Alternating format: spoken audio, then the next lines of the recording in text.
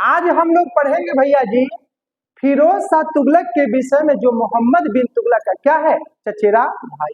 चचेरा भाई कहने का मतलब क्या है कि चाचा का लड़का अब बनेगा सुल्तान, वो भी सुल्तान कहाँ का, दिल्ली का, और दिल्ली में किस वंश का, तुगलक वंश का। ठीक ना। नाम क्या है, फिरोज शाह तुगलक, जो 1351 में गद्दी पर बैठता है और 1388 में क्या हो गया, मर गया। मरने वाला व्यक्ति कौन था, फिरोज शाह तुगलक। देखिए भैया जी, जिंदगी में कुछ दोस्त ऐसे बनाइए जो पैसा कमाने का ट्रिक सिखाता हो, ना कि लड़की पटाने का ट्रिक सिखाता हो।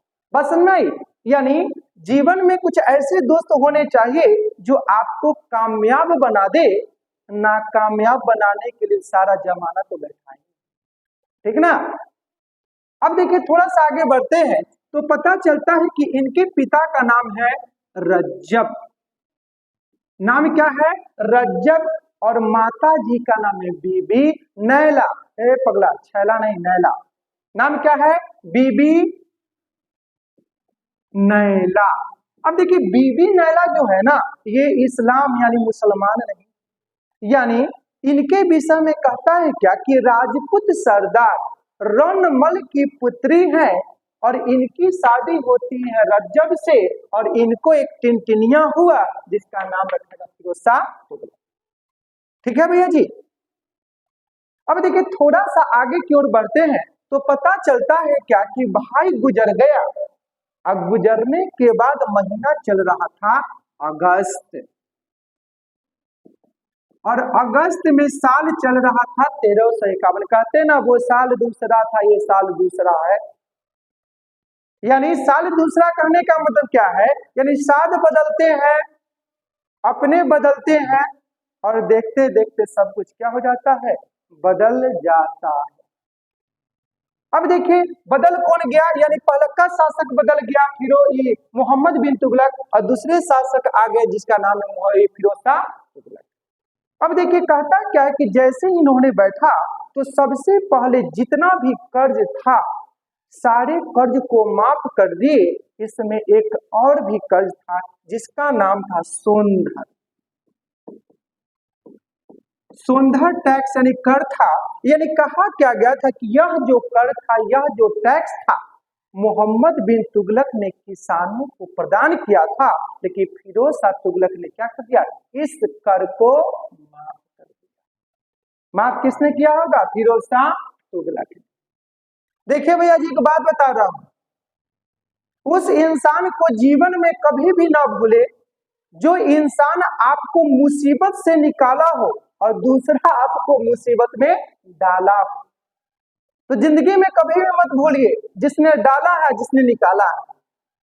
आज जिंदगी है तो सिलसिला डालने और निकलने का तो चलता ही रहेगा, तो थोड़ा ध्यान से डालिए और निकालिए। ठीक ना।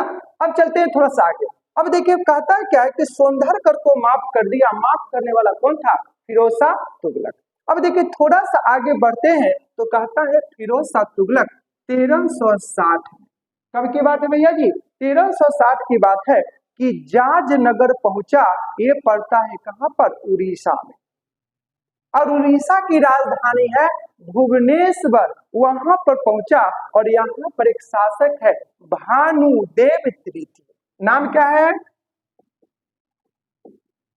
भानुदेव तृतीय। इनको क्या कर दिया, परास्त कर दिया, हरा दिया, और हराने वाला का नाम क्या है, फिरोज शाह तुगलक।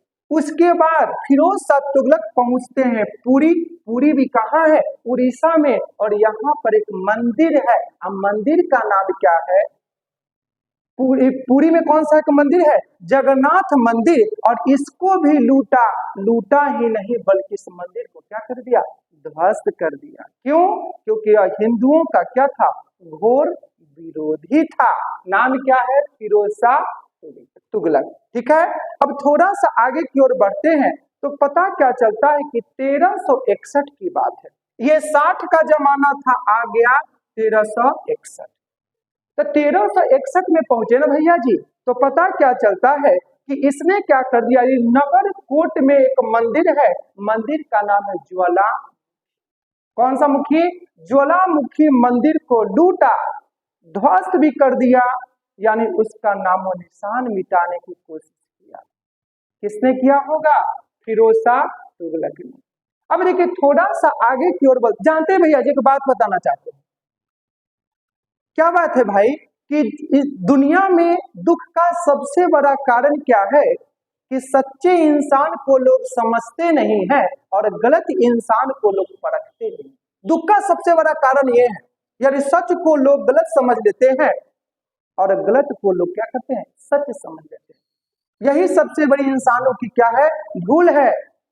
और यही सबसे बड़ा इंसानों का दुख का क्या है? कारण है।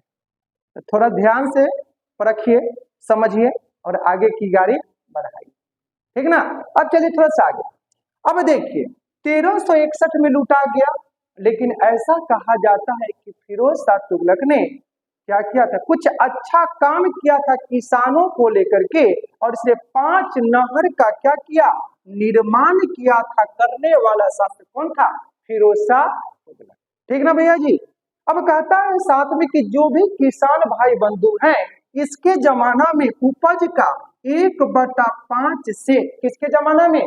फिरोज शाह तुगलक के जमाना में, यानी 1/5 से 1/3 किसानों को टैक्स के रूप में राजा जी को देना पड़ेगा, ठीक ना भैया जी। अब देखिए थोड़ा सा आगे की ओर बढ़ते हैं तो पता क्या चलता है कि फिरोज शाह तुगलक ने 300 नवीन नगर का निर्माण किया था। बाप रे, 300 नवीन, नवीन मतलब नया, नगर का निर्माण किया था। करने वाला व्यक्ति कौन था? फिरोज शाह तुगलक। कहता है क्या कि इस 300 नगर में सबसे प्रसिद्ध, सबसे अच्छा अगर कोई नगर था उसका नाम था क्या? फिरोजाबाद। और यह जो था यमुना नदी के तट पर बसा। कौन सा? यानी फिरोजाबाद। किसकी कहानी पढ़ रहे थे भैया जी? फिरोज शाह तुगलक के विषय में। अब देखिए थोड़ा सा आगे की ओर बढ़ते हैं तो पता क्या चलता है क्या भाई कि फिरोज शाह तुगलक नाम का जो व्यक्ति था ना, ये अपने साम्राज्य को आगे की ओर बढ़ाता है। बढ़ा करके क्या करता है? कुछ अच्छे अच्छे क्या करता है? काम करने की कोशिश करता है, जिस व्यक्ति का नाम है फिरोज शाह तुगलक। देखिए भैया जी एक बात बताएं, पीछे वाले थोड़ा ध्यान से। वो कहते हैं ना कि रिश्ते हमेशा बदलते रहते हैं, लेकिन सच पूछिए तो रिश्ते नहीं बल्कि निभाने वाले ही हमेशा बदलते हैं। यानी मौत तो यूं ही बदनाम है, मरती तो भैया जी जिंदगानियां हैं। लोग खुद को कम और दूसरों को ज्यादा देखते हैं। कहते हैं ना कि दूसरा जो कोई इंसान किसी तीसरे का शिकायत करता है तो शिकायत करने से पहले खुद को भी देख लीजिए, क्योंकि अगले के पास भी क्या है? लंबी जुबान है। ये बात हमेशा ध्यान रखेंगे। कहानी पढ़ रहे थे किसके विषय में भैया जी? फिरोज शाह तुगलक के विषय में।